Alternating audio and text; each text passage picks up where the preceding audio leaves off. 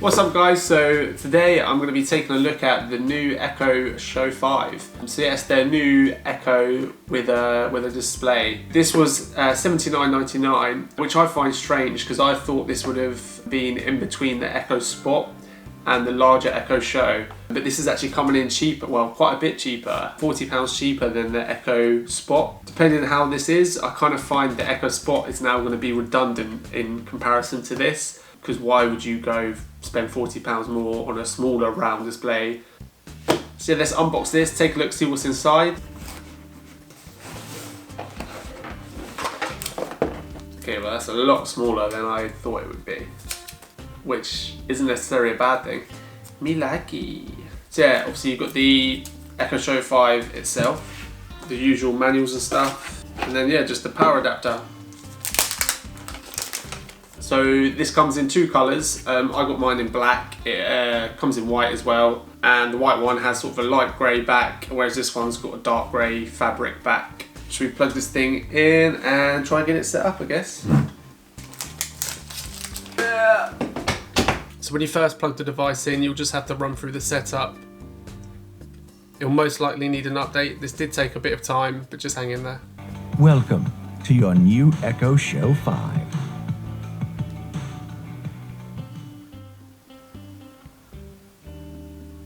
So this is obviously a compressed down version of the 2018 Echo Show. The only difference between them is this obviously is a much smaller display, but this also has additional clock features that the Echo Show doesn't have, which I guess is why this is aimed at sort of the bedside table or the desk space. It comes with a lot of different clock faces.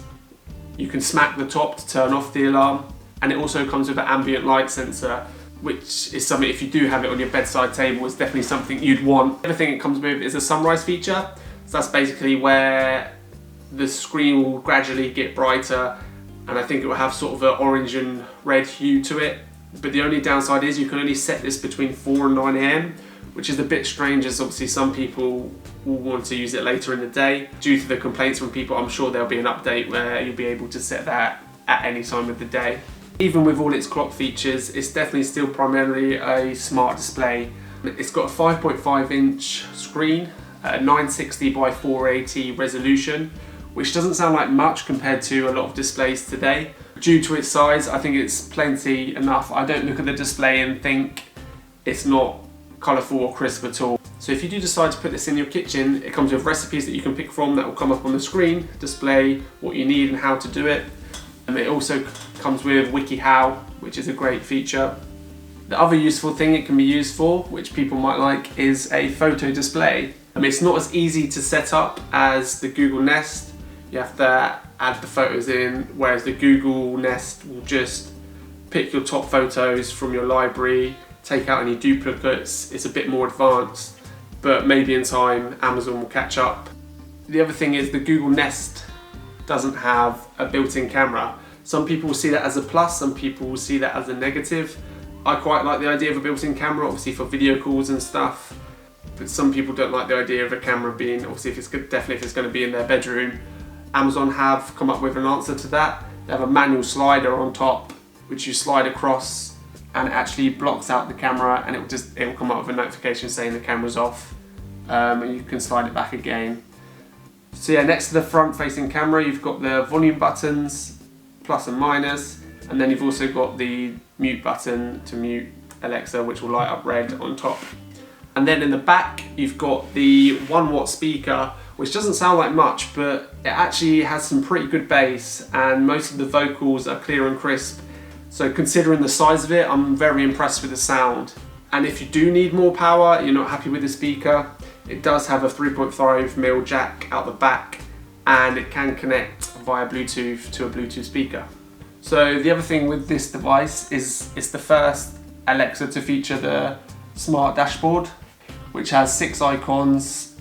Communicate, which obviously is for video chats, voice calling, music, routines, alarms, video, and then my favourite one, which is the smart home, which basically means you can control your smart home devices through this screen, which is quite nice to see visually all your devices, and it just makes it so easy to just turn them all off, one click of the button, and it will turn all your smart lights off, as you can see in the background.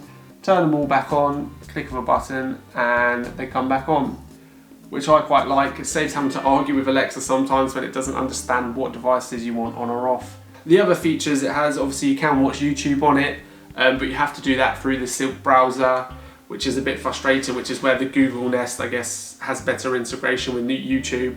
With your news bulletins, it will come up with clips of the actual news. You can watch Prime Video. Obviously, it's still got all the same features as other Alexa devices. And obviously, the benefit with the display is everything you ask it will come up on that display, so you can see visually what it said as well, which is another great reason to have a display on an Alexa device. Oh, and the other thing, which I can't actually show you because I don't have one, but obviously if you have a Wi-Fi enabled camera that is compatible with Alexa, so that will come up when you ask on the screen. I don't know that one. Try to mute that. So yeah, if you ask Alexa, that will come up on the screen displaying your camera, which is great if you want to see who's at the door. Obviously this is Amazon's answer to their Google Nest, but again, this is still coming in £40 cheaper.